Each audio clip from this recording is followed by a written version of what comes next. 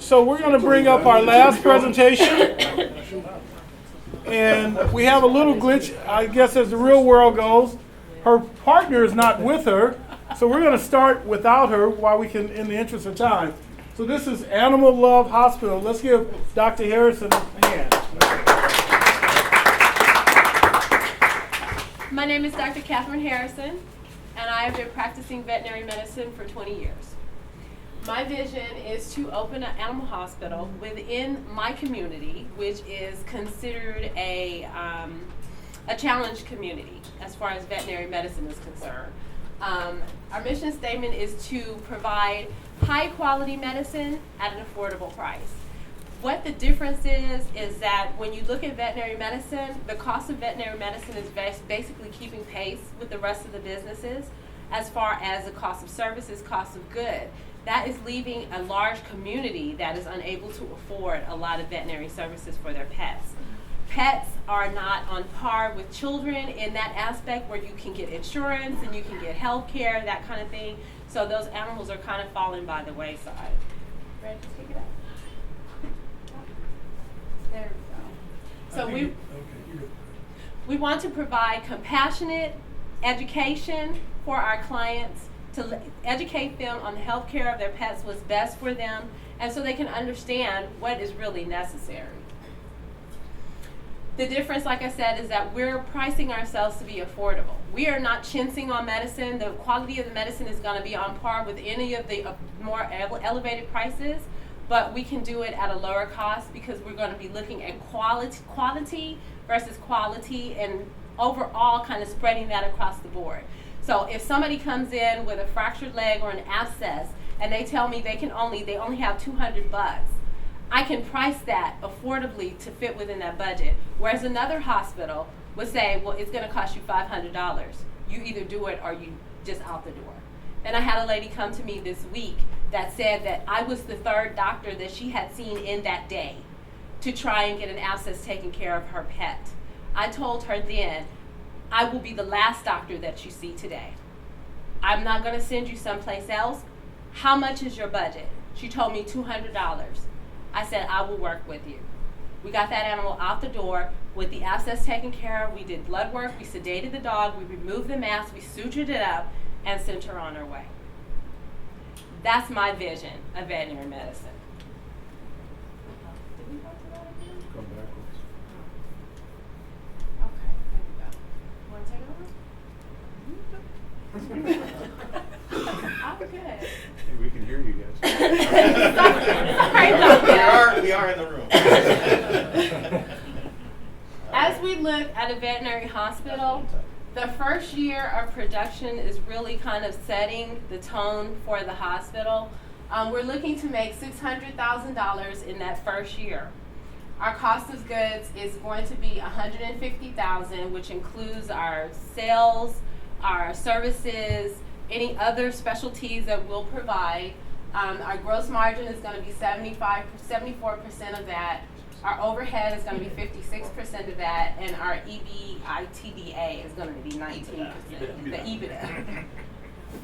So when I go to the bank, I am going to be telling them that I need a $450,000 loan.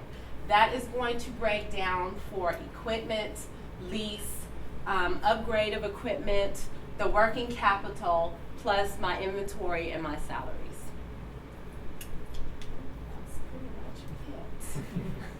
If you have any questions, I'll be happy to answer them.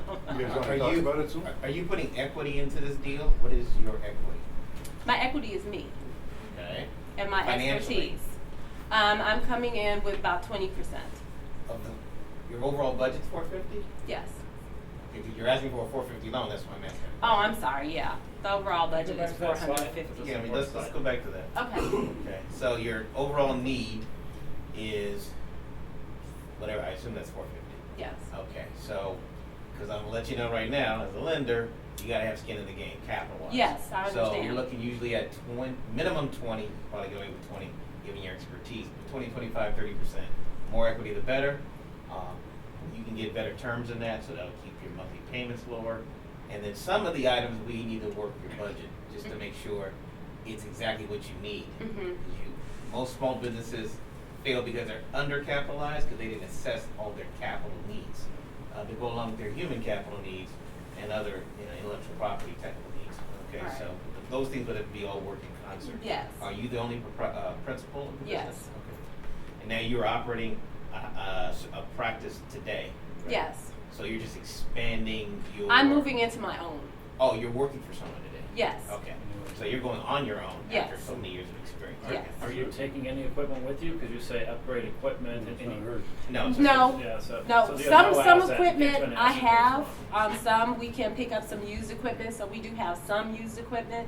But as far as our laboratory, X-ray, computers, that kind of stuff, we'd have to pick that up. So you want to detail that out, and you said that that includes your salaries, but it doesn't include your salary. So what type of salary are you anticipating drawing? The first year, none for me. So salary as far as employees, we're looking at probably about 40 to 50,000 a year, because we want to be able to pay And everybody how many well. hours a week is that? That's roughly 40 hours a week. 40,000 Per a employer? year? 40 hours. No, but That's but you said only including 40,000. insurance and taxes and payroll Payroll and and everything all that. else. Yes. How do you figure your gross if you're saying that you will take patients in, right, just for whatever they can afford to be able to pay? So That's not every case. Those are special cases. There will be set prices for everything. But you're negotiable from there. Yes, for those that have a need. So you have kind of a soft spot that says, hey, we're gonna take other cases where you're saying other vets don't do that. Yes. So you'll I have have two quick questions. One, you got a banker right here. He sounds like he's very interested in funding you. Would you fund them at this, what you see now? I would literally look at this. Yes, if I look at the numbers, we really get our hands around the budget. Because certain things you can save, you can lease certain things and not buy. Right. And Are you squirming out of this, or No, are you, no, are I'm you trying to just get the budget negotiating down. here? Yeah. I rather put the budget where the I money's see, really needed okay. versus the Right. things you're wasting money Trying to on. get you Yes. get you rolling here. Yeah. Have you Basically, been in that's how front I of look. bankers yet? And Yes, I have talked do you have a about it, yes. location? What is your market? I would like to be in Inglewood, Okay, but zoning for a veterinary hospital is extremely difficult. that's an unknown. Extremely difficult. Oh, So- was that corporate? Well, so yeah, So we're gonna sell that and we're gonna finance. Okay. Yeah, That's not for sale. If I had that to sell, I'm gonna be That's the selling it. equity. I know how much that's I've been worth. doing this for Wells Fargo, but would you Can you do what you do mobile? Equipment or? I could, but it's extremely difficult. It's hard to do mobile. Equipment Yeah, buyers. it takes a different, So even yeah. though it's Because you have to deal with each individual city as far as their cheaper to zoning. get it on SBEC. So the zoning still applies to a mobile veterinary hospital versus a So brick what's and the mortar. challenge you're facing right now if you're already? It's the in zoning. The what? The zoning location, finding a location. Okay. So that is the So not the biggest, financing, because you've been in front of bankers, and I assume they said go for it. Yeah. Right? yes. About 20%.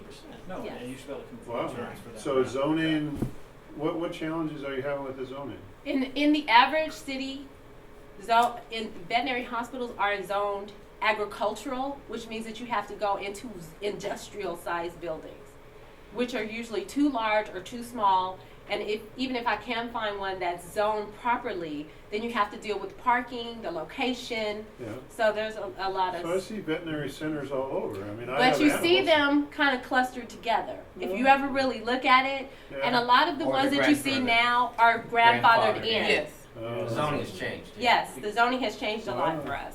From the one gentleman I know with his multi-million-dollar beach house, like this can be a very lucrative thing, right? You're serving a It can different be, yes. market, Yes. but he's making great money. So there's The revenue is not the problem. to make- No, the revenue is not the to problem. No, I help support them. But I worry, It's you like know, crazy. two things. I just think 40,000 of assistant for the quality one is too low. To So retune.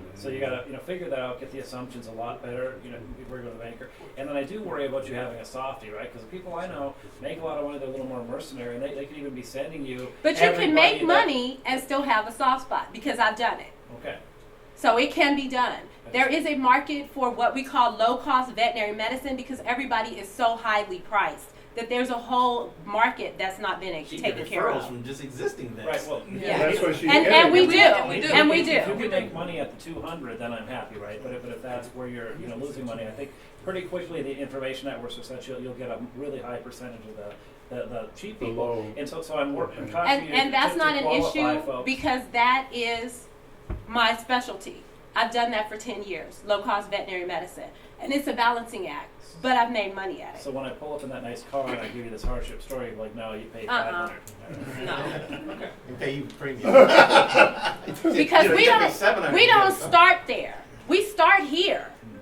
But if you tell us, I absolutely can't do it, then we start to slide the scale. So there's a scale, there's a bottom and there's a top, and there's a middle that we slide in between. So Catherine, One last it question. seems like we have so many more pets, so many more animals We do. than we have resources. And I know Yes. it's the same with people and medical resources.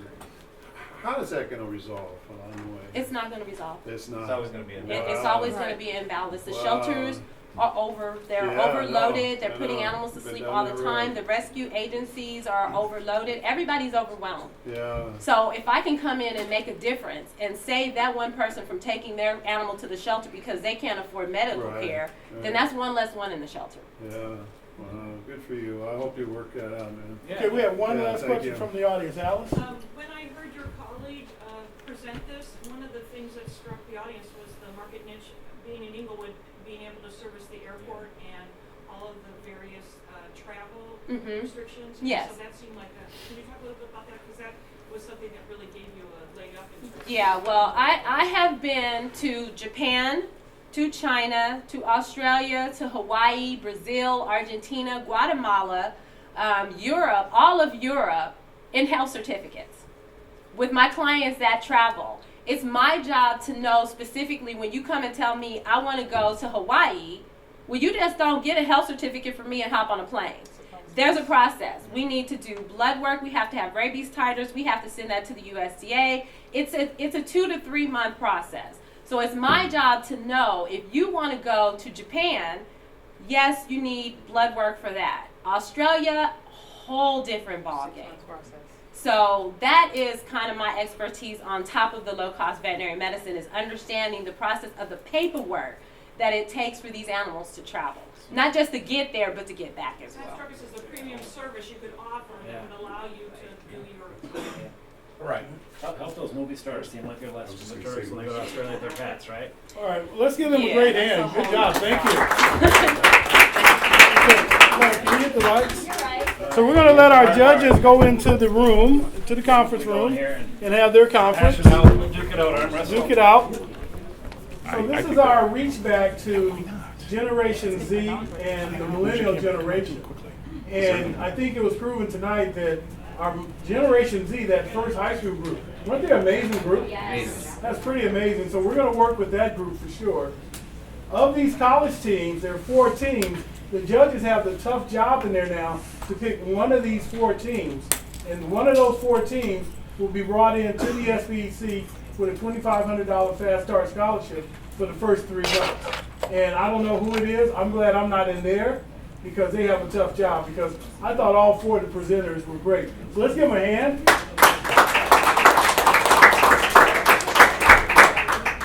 I think also you have to agree that there are probably no losers tonight. We'll pick one, but really all 4 of these teams, I think I could see that happen in the future, without a doubt, for their various reasons. One thing I did want to do is take a couple minutes to just give you an update on what the South Bay Entrepreneurial Center is doing.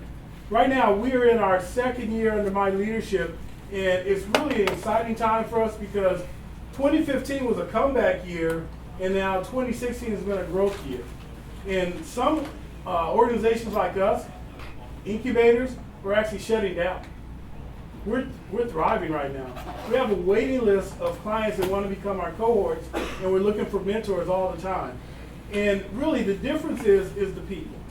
When it really comes down to it, you can have any kind of organization, but you got to have good people, and that's what we have. We have some great mentors, and we have some great cohorts. And you saw a sampling of the people that were in the room today. So it's just a great time to be an entrepreneur. And one thing we do know, that there are no guarantees in business. All four of these companies, all five of these companies could fail. But why do we do it? Because it's about capitalism. It's about being entrepreneurs. And the old model was you work for a company, 40 years, you got a watch, and that was it.